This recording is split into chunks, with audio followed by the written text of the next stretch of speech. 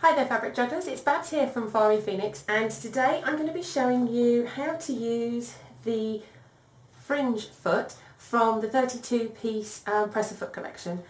There's a whole raft of different tutorials which I've recorded for the 32-piece set. I'm not quite up to the full 32 feet yet, but it is a work in progress, and there's a link somewhere around the screen to that whole playlist. There's also a written article with a photograph and actual numbers to show you which of the presser feet do which task, which then links through to the different tutorials in relation to those feet. So you can see which tutorials I'm up to date with if you are using a particular foot. If I haven't covered that foot, then drop me a message in the comments below and I will bump that to the top of my recording schedule. Now this particular foot is the Fringe Foot, and it is capable of producing two different types.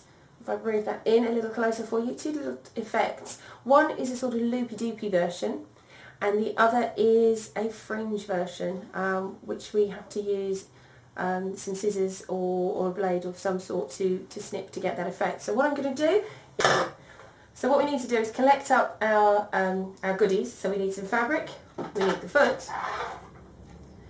we need our seam ripper, and we need some scissors and of course a sewing machine. So I'll see you in a minute.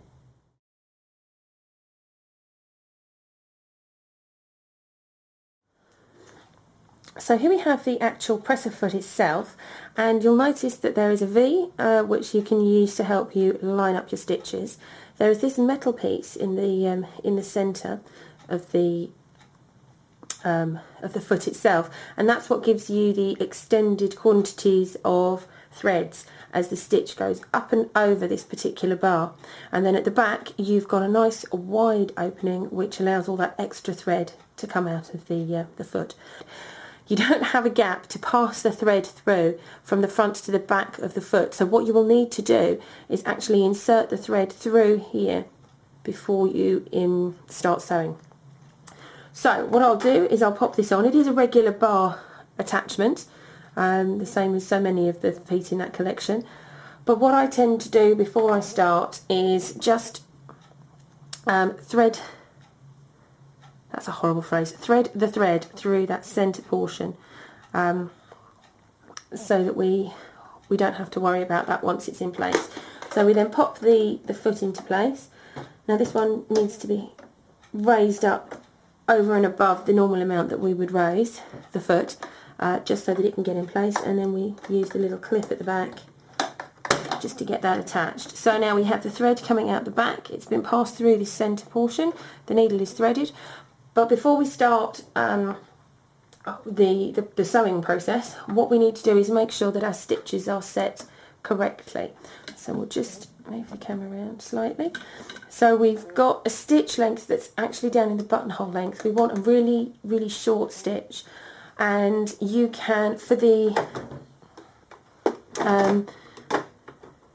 loops, I just use a regular zigzag stitch on the widest setting.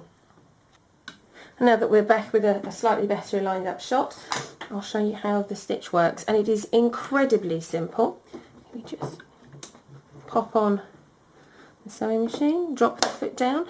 As with any stitch where we've manually changed to a zigzag and we have a particular sized opening, I always run it through manually just first to make sure that everything works smoothly and nothing gets caught up. So once you've done that process, you can then go ahead and just sew the stitches.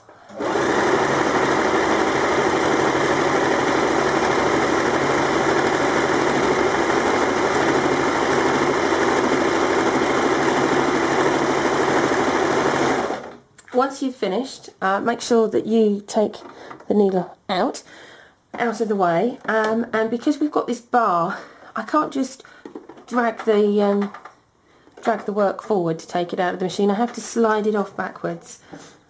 Now I've used two different threads so that we can quite clearly see the back and the front. Now if you're using two similar coloured threads, then you won't have this blue dotting at the sides. But in this instance, it's just to show you the point that I'm going to make next, which is with a zigzag, you can't cut through this loopage. Now the loops work brilliantly using a zigzag stitch if you're going to be leaving them as loops. However, if you try to cut them, which I'll just do very quickly, there's nothing holding them in place, which means they'll just pull out.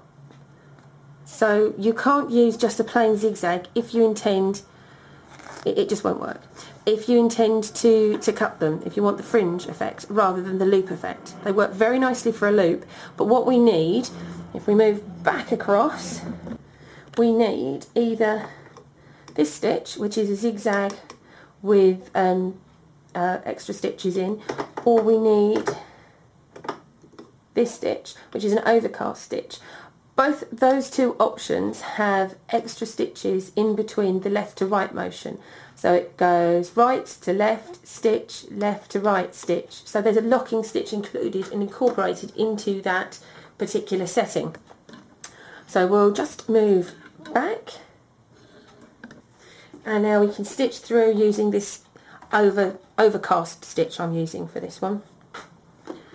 Which will allow us to cut through it, unlike the zigzag stitch. So let's start sewing that. Now, as you may or may not be able to see, I'll hand crank this for a couple of stitches. You can see the actual locking stitch take place. So we jump across, and then we take a lock stitch. Then we jump back, and we take a lock stitch. And this is what secures everything once we cut it, so that we actually have a fringe rather than an unravelling mess.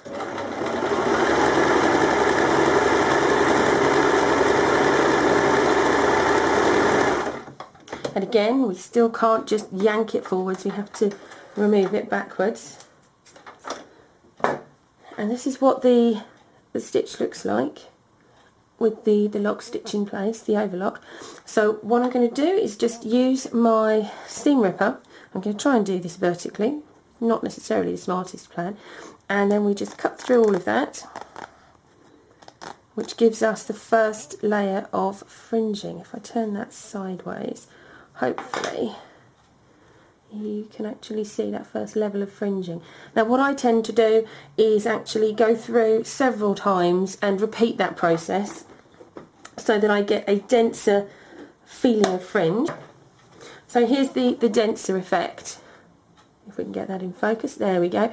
This is the denser effect, and as you can see there's multiple layers of fringing that have gone in place, which gives it a much more visible look when you move that to the side. Now, to see that in slightly better detail, we have the looping here, and then we have fringe work here. And this can be used as embellishment on a variety of projects. It can be for soft toys, it can be for quilting, it can be for bags, cushions, anything that you might want a small layer of fringe to give you that extra effect. Well, this is a very, very simple foot to use, and I hope that you have learnt something. And if you have, please remember, check out the rest of the tutorials in the 32-piece presser foot collection, and let me know how you've used it, if you can think of a use for it. And hopefully you'll come back again to the channel. If this is your first time here, welcome, thanks for popping by. And we have tutorial releases on Tuesdays and Thursdays each week. The best way to stay up to date is to subscribe, but if not, just remember to pop back and see what we're doing. Hopefully I will see you again. Speak to you soon. Bye for now. Hi there fabric jugglers, it's Babs here from Fiery Phoenix, and today I'm going to be showing you how to use the